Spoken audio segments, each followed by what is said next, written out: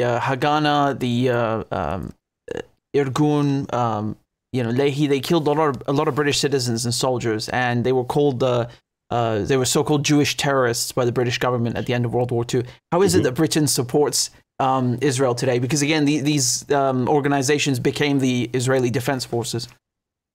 Yes, that's very interesting. The transformation in the view of Zionism through Britain.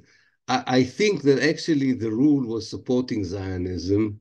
The exception to the rule was negating it in those difficult years for Britain when Zionist terrorists targeted their soldiers and civilians.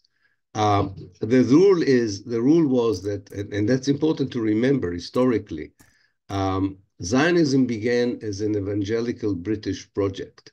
It was British politicians in high positions who were evangelical Christians long before Jews thought about it, that saw the return of the Jews not just as a strategic asset to Britain, because they hoped to take out Palestine, that at that time was still under Ottoman rule, and included in the British Empire. They also believed that the return of the Jews would be part of a divine scheme that would precipitate the second coming of the Messiah, the resurrection of the dead, and the beginning of the 1,000 years of Christ's rule in the world.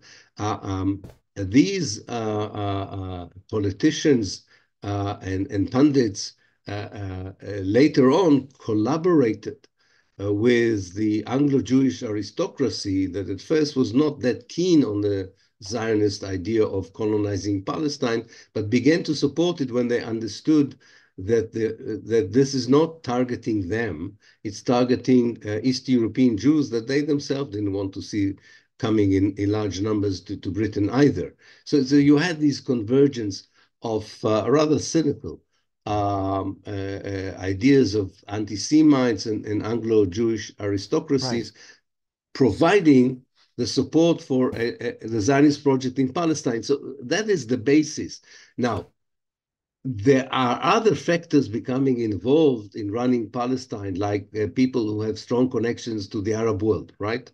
And that happens after the First World War. And they are less enthusiastic about the Zionist project. So you have these clashes.